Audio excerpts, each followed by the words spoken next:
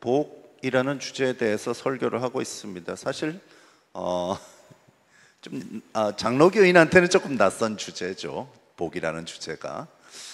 근데 성경에는 많이 나와 있습니다. 그래서 성경에 큰 비중을 차지하는 주제이기 때문에 설교를 안 할 수는 없습니다. 복이라는 주제가요. 그래서 뭐 전에 말씀드렸듯이 하나님께서 구원하셨다, 하나님의 행위를 설명하는 단어 중에 제일 많은 것이 하나님이 구원하셨다라는 것이 제일 많이 나오고요. 두 번째는 하나님이 축복하셨다라는 하나님의 행위에 대한 설명이 성경에서 두 번째로 많이 나옵니다. 그래서 성경에서 두 번째로 많이 나오는 것을 삭제할 수는 없는 노릇이죠. 그래서 권해드리기는 이제 이 시리즈 설교가 있어요. 받는 복, 나누는 복, 이게 시리즈 설교가 있는데 하나만 골라서 들으시면 좀 오해가 생길 수도 있습니다. 오늘 설교만 들으시면 균형이 약간 기울어질 수도 있어요. 그러니까 전에 기복신앙하고 어떻게 구별되는지 이런 것도 설명을 드렸으니까 한번 그 전에 설교도 들어보시기를 권해드립니다. 자, 요한 3서 2절 말씀을 보면요, 여기서 우리는 하나님께서 주시는 복을 세 가지 영역으로 정리해 볼 수가 있습니다. 어떻게 돼 있어요? 영혼의 잘됨 이렇게 돼 있고요. 그 다음에 뭐가 있죠? 범사의 잘됨 이렇게 돼 있고요. 그 다음에 강건함 이렇게 돼 있습니다. 이 세 가지 영역을 주님께서 주시는 복으로 정리해 볼 수가 있겠습니다. 영혼의 잘됨 더하기 또 범사의 잘됨 더하기 강건함, 그러면 우리 삶 전부 아닌가요? 그죠? 더 이상 뭐가 있죠? 영혼이 잘 되고 범사에 잘 되고 강건하면 더 이상 뭐가 있어요? 다 잘 되는 거지, 그죠? 그래서 우리 삶 전반의 것을 커버하는 것이 하나님의 복이라는 것을 알 수가 있습니다. 그래서 이 영혼의 잘됨 같은 거는 말 그대로 우리 영혼이 잘 되는 거죠. 하나님과의 관계죠. 그래서 하나님과의 친밀함, 구원의 확신, 마음의 평화 이런 것들이 우리 영혼의 잘됨이겠죠. 그죠? 그런데 범사의 잘됨은 무슨 뜻이냐면 여기서 헬라어 단어로는 유오두라는 단어인데 재정적인 축복을 얘기합니다. 재정적인 형통함을 얘기합니다. 그리고 세 번째로 강건함, 이거는 말할 것도 없이 육신의 강건함을 얘기하겠죠. 건강을 얘기하는 겁니다. 자, 그러면 한번 정리한 것을 그대로 보겠습니다. 하나님께서 축복해 주시기 원하시는 영역 세 가지를 정리해 봤습니다. 이렇게 PPT를 띄워주시면 감사하겠습니다. 영혼의 잘됨, 뭐죠? 하나님과의 친밀한 관계가 있을 수 있겠고요. 구원의 확신도 있을 수 있을 거고 마음의 평화도 있을 겁니다. 그죠? 이렇게 정리해 봤고요. 그 다음에 범사의 잘됨은 뭐죠? 재정적 형통과 번영 이런 뜻입니다. 유오두, 헬라어 단어로 볼 때 이렇습니다. 그 다음에 강건함의 복은 뭐죠? 육신적인 건강일 겁니다. 하나님께서 이것을 우리에게 주기를 원하신다라는 것을 알 수가 있습니다. 이 구절을 통해서 결론 내릴 수 있는 것은 하나님께서 주시는 복은 우리의 모든 삶의 영역을 아우른다는 것입니다. 영혼의 영역뿐만 아니라 재정적인 형통과 번역, 육신적인 건강까지 포함한다는 것이죠. 네, 어떤 분들은 이렇게 이야기하는 분들도 있기는 있습니다. 크리스찬들이 예수 믿고 죄 용서받고 천국 가는 것 이외에 재정적 형통이나 육신의 건강을 바라거나 기도하는 것은 이기적인 것이고 주제넘은 짓이라고 생각하고 그렇게 이야기하는 분들도 있기는 있습니다. 그래서 예수 믿고 천국 가는 것은 것으로 만족해야 하며 오직 이 땅에서는 고생할 것만 각오해야 된다. 예수 믿으려면 가난을 각오하고 살아라. 이렇게 말씀하시는 분도 있기는 있습니다. 그리고 이 땅에서는 가난하고 소박하게 살면서 복음을 전하는 데 매진해야 된다라고 말씀하시는 분도 있죠. 네, 근데 한번 이렇게 생각해 보시면 될 것 같아요. 하나님께서 전에 얘기했듯이 하나님께서 사람을 창조하시고 제일 먼저 하신 일이 뭐예요? 동사로 제일 먼저 나와 있는 게 창조하신 다음에 그들을 축복하셨다라고 되어 있습니다. 사람을 창조하시고 제일 먼저 사람에게 하신 일이 축복하신 것입니다. 그죠? 이거는 두 가지를 의미해요. 하나님이 축복하시는 분이라는 걸 의미하고요. 두 번째로요, 사람이 딱 태어나자마자 제일 중요한 게 뭐예요? 제일 필요한 게? 하나님 축복 없이 살 수 없다는 겁니다. 그래서요, 장담하는데 여러분 이 강단에서 자꾸 예수 믿으면 가난하게 살 거 각오해야 됩니다. 예수님도 가난하셨습니다. 예, 예수님 믿고 살려면 순결하게 살려면 가난이 거룩이니까 가난하게 살 걸 각오하십시오. 제가 맨날 이렇게 설교한다고 칩시다. 그러면 제가 조사를 하겠습니다. 나는 그 예수님 붙들고 평생 가난하게 살겠다. 1번. 2번. 그게 사실이라면 나는 주일 성수는 가까스로 하겠지만 세상 나가서 세상 방식으로 뒷주머니 차면서 다른 방식으로 살아보겠다. 복을 얻기 위해서. 2번. 솔직하게 한번 여러분 고백해 보십시오. 1번일 것 같아요? 2번일 것 같아요? 2번일 것, 이게 정직한 사람입니다. 정직해, 진짜. 정직한 사람이에요. 그죠? 주기철 목사님 빼고는, 주기철 목사님의 신앙 빼고는 우리 같은 평범한 사람이, 그죠? 그렇게 살게 돼 있다는 겁니다. 이해가 되시죠? 그죠? 그래서, 사람은요, 하나님의 축복이 필요하도록 지어졌습니다. 그리고 하나님이 축복하기 원하십니다. 그런데 그 하나님의 축복에 대해서 거부하고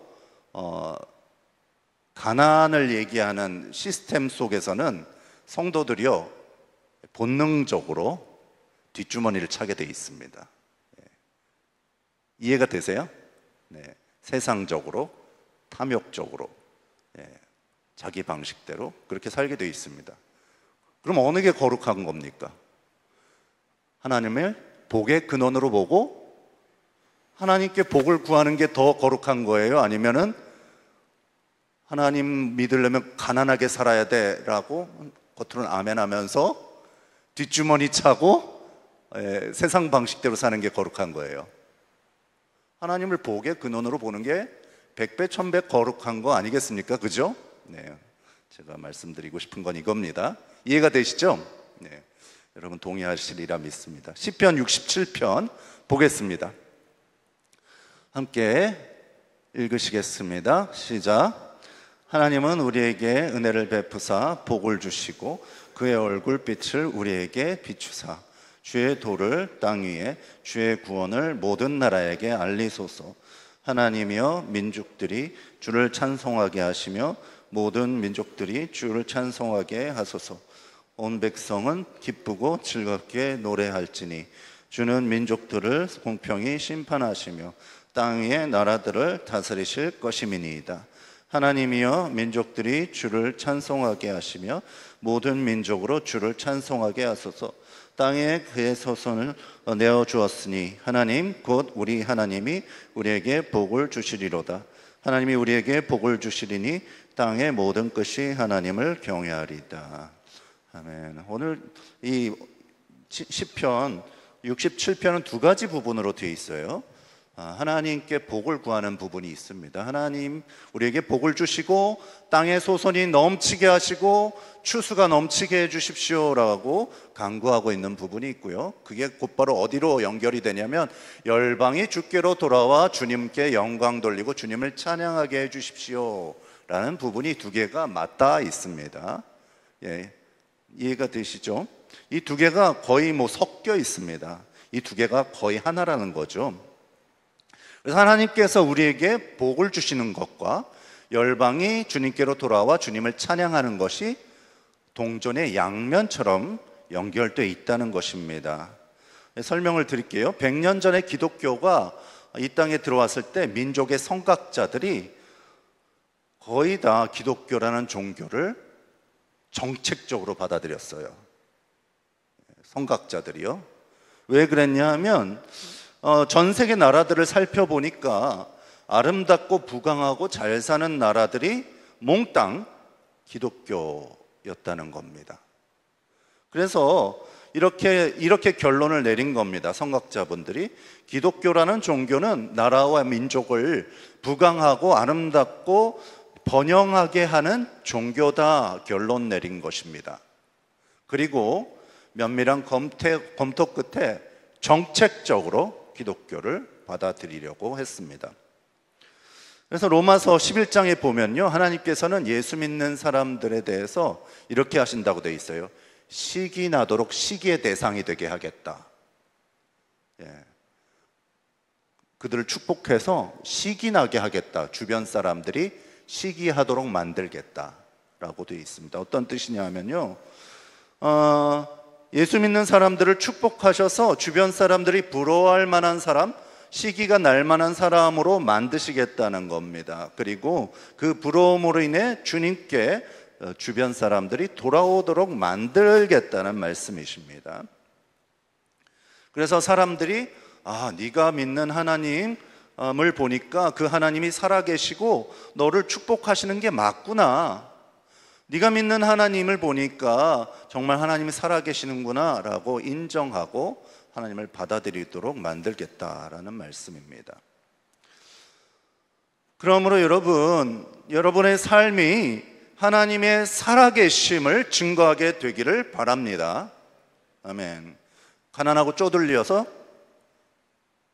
그런 경우도 있겠지만, 그런 경우도 있죠. 로마 시대 때 순교하면서 증거하는 부분이 있죠. 그렇지만 일반적으로 하나님이 쓰시는 방법은 하나님의 자녀를 축복하셔서 모델로 삼으시는 것입니다. 그래서 여러분의 삶이 하나님의 살아계심을 증거하게 되기를 바랍니다. 여러분의 재정의 영역에서 하나님의 신실하심과 풍성히 공급하심이 나타나기를 축복합니다. 그리고 주변 사람들이 여러분의 재정 생활을 보며 하나님의 살아계심을 체험하게 되기를 축복합니다. 여러분의 육신에 하나님의 치유와 건강이 나타나서 하나님이 기적의 하나님이시구나, 그렇게 증거하게 되기를 바랍니다. 저희 친척 중에 온 가족이 복음을 믿지 않는, 전부 다 그 복음을 영접한 가정이었는데 딱 한 가정이 주님을 영접하지 않은 가정이 있었습니다. 저희 외가 쪽에 한 가정이 있었어요.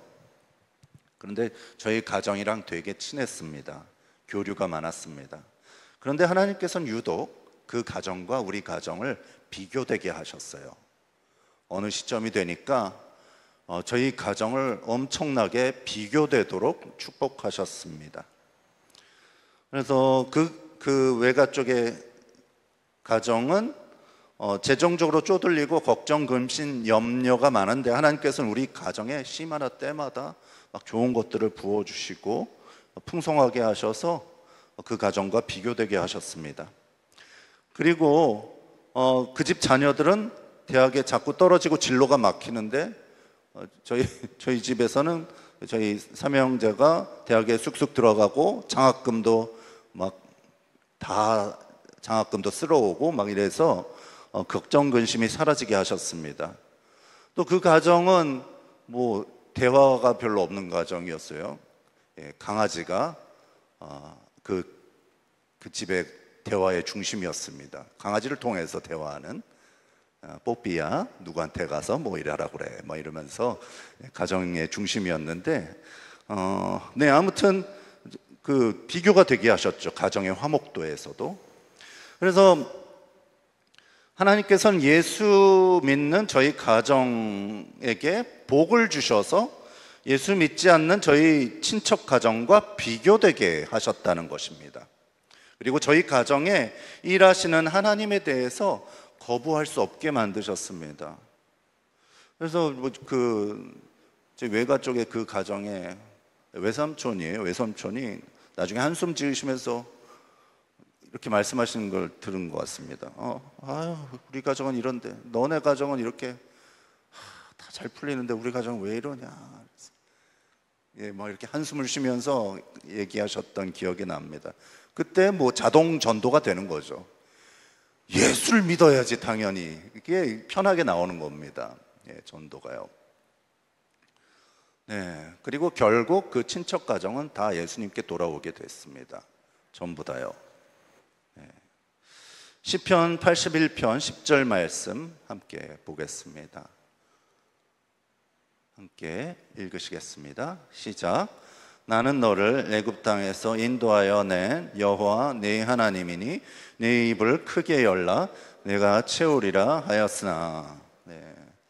하나님께서는 우리가 입을 벌리는 만큼 채워주실 수 있다라고 말씀하고 계십니다. 하나님께서는 네 입을 열라고 말씀하신 이유는 입을 벌리는 만큼 채워줄 수 있으시기 때문입니다. 하나님 강제로 우리 입을 뜯어서 막 느리지 않으시죠? 턱 빠지게. 그러지 않으십니다. 입을 벌리라 한 만큼은 이렇게 말씀하시는 이유는 벌리는 주체가 우리 자신이기 때문입니다. 그러면 우리는 입을 크게 벌리는 만큼 받을 수 있습니다. 어떤 게 크게 벌리는 건가요? 나는 예수 믿고 구원받았으니 이 땅에선 계속 고생하다가 죽은 다음에 천국 가겠다. 입을 적게 벌리는 것입니다. 여러분 좀 더 입을 크게 열어보시기 바랍니다. 하나님, 저의 삶이 하나님 아버지의 풍성하심과 넘치시는 복을 나타내는 축복의 통로가 되기를 원합니다. 열방이 저의 삶을 보고 하나님 아버지께서 얼마나 좋으신 분이신지, 얼마나 풍성한 분이신지 깨닫고 아버지께 돌아오게 되기를 바랍니다. 이렇게 기도하는 거 어느 게 크게 벌리는 건가요? 전자인가 후자인가요? 후자죠. 네. 그래서 여러분 스케일 크게 기도하시기 바랍니다. 예. 이 입을 크게 벌리는 것입니다. 여러분은 입을 얼마만큼 크게 벌리고 계십니까? 이 시간을 통해 여러분의 믿음이 커지시기를 주님의 이름으로 축원합니다. 요한 3서 2절 말씀을 다시 한번 읽어보시겠습니다. 함께 읽으시겠습니다. 시작. 사랑하는 자여, 내 영혼이 잘됨 같이 네가 범사에 잘되고 강건하기를 내가 간구하노라. 아멘.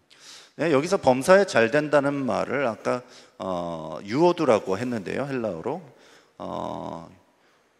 이런 의미입니다. 이 여행, 길을 의미하는 호도스와 좋은 것, 풍성한 것을 의미하는 유가 합쳐진 말이 유오두입니다. 합치면 좋은 여행, 풍성한 여정을 얘기합니다. 예, 그래서 범사에 잘 된다는 것은 좋은 여행, 풍성한 여정을 뜻합니다. 다시 말하면 범사에 잘 된다는 말씀은 우리가 이 땅에 있는 동안 우리가 소풍길을 온 거 아닙니까? 그죠? 본향은 이 땅이 아니죠, 크리스찬이.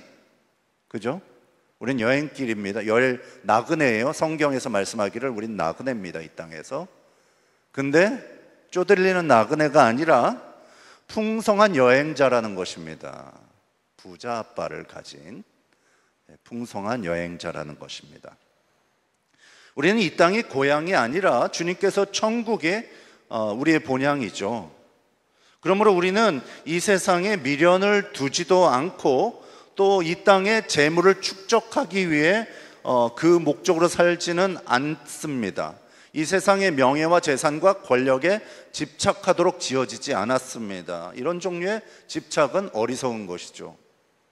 왜냐하면 우리는 나그네이기 때문입니다.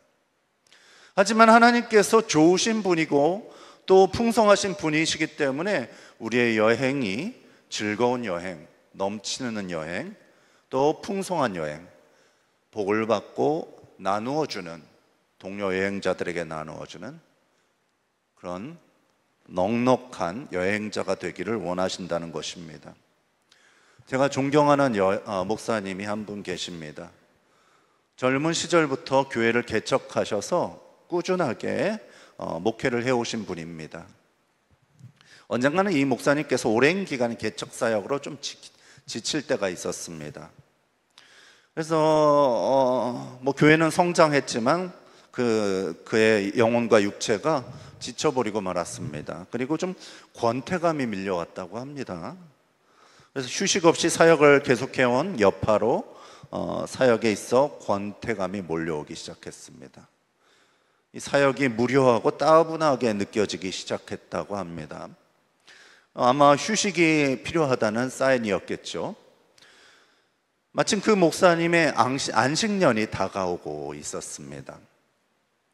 하나님께서 그 목사님에게서 어떤 기도하고 있는 중에 그 목사님에게 어떤 것을 보여주셨어요. 영상으로. 뭐냐면 한 어린아이가 있는데 놀잇감이 없어서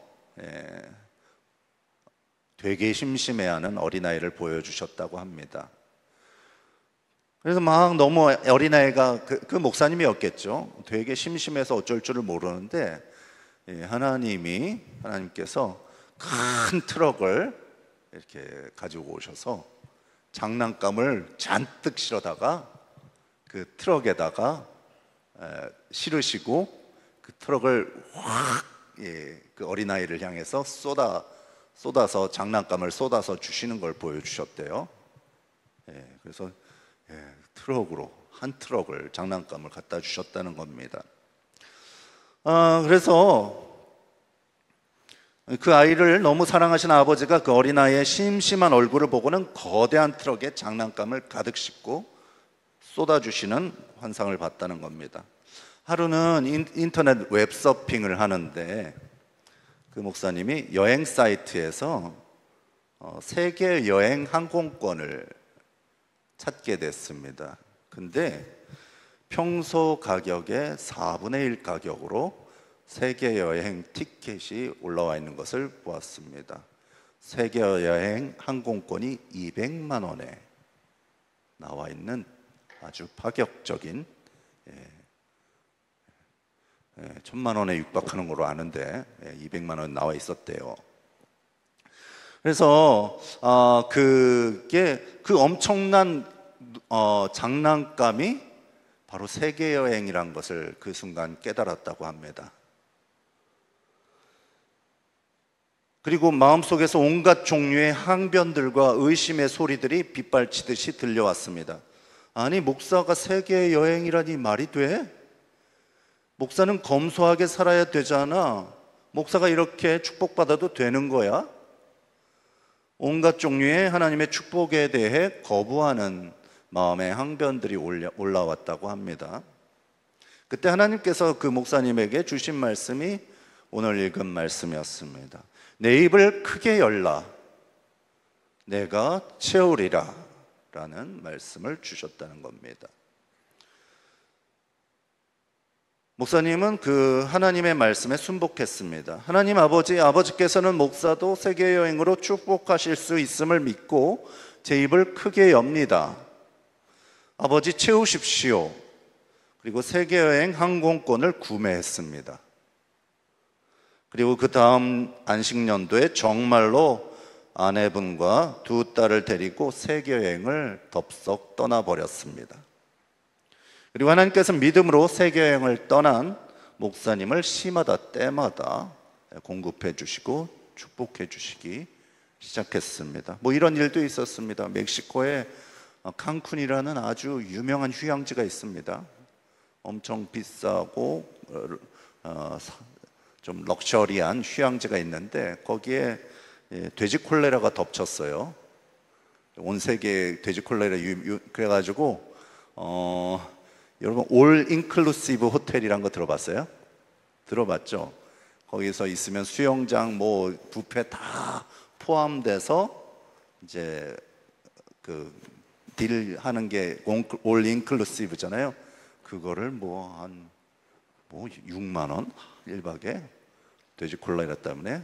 근데 이미 다 그 병은 다 지나가고 다 해결됐는데 걸릴 걱정도 없는데 이 사람들이 공포심 때문에 안 가는 겁니다. 그래서 온 칸쿤이 다 텅텅 비었어요. 그리고 돼지 콜레라는 끝났습니다. 그런데 이제 뭐 5만 원, 6만 원에 막 1박에 하는 겁니다. 온 호텔을 돌아다니면서 막 즐기는 거죠. 목사님이 여행길에서 어떤 교수님과 목사님이 대화를 나눴습니다. 목사님은 그동안 세계 여행에서 들른 나라들에 대해서 그 교수님과 얘기를 나눴다고 합니다. 핀란드, 터키, 이스라엘, 이집트, 시리아, 요르단 뭐 이런 여러 나라들에 대해서 얘기하면서 세계여행 얘기를 하는데 교수님이 깜짝 놀라고 감탄을 했습니다. 아, 목사님 대단한 재력이시네요, 막 이러면서 그랬다고 합니다. 근데 목사님이 글쎄 저는 재력으로 여행하고 있지 않습니다. 저에게 좋으신 아버지가 계시고 그분이 저에게 필요한 모든 것을 공급하시고 계시죠. 저는 믿음으로 여행하고 있습니다 라고 대답했다고 합니다. 지금 말씀드린 그 목사님처럼 하나님께서 우리 인생의 여정을 축복하신다고 말씀하실 때 여러분 안에 있는 불신의 여러 가지 항변들이 있을 수 있습니다. 저는 가난한 집안에서 태어났어요. 저는 노후 준비를 안 했어요. 저 취직이 잘 안 돼요. 저 직장이 별거 아니에요. 제 상황을 보세요. 제가 어떻게 하겠습니까? 하나님께서 그 모든 항변들 가운데 이렇게 말씀하실 겁니다. 입을 크게 벌려라. 내가 채우리라 말씀하십니다. 우리의 믿음이 하나님 아버지를 향해 활짝 열리기를 예수님의 이름으로 축원합니다. 그리고 우리의 인생길이 하나님 아버지의 선하심과 인자하심과 풍성하심으로 축복받게 되기를 바랍니다. 그리고 아버지의 축복으로 가득해진 우리 인생을 보고 주변의 많은 사람들이 하나님 아버지의 선하심과 풍성하심을 보고 하나님 아버지께 돌아오는 바로 그 모델이 되는 인생이 여러분의 인생이 되기를 주님의 이름으로 축원합니다.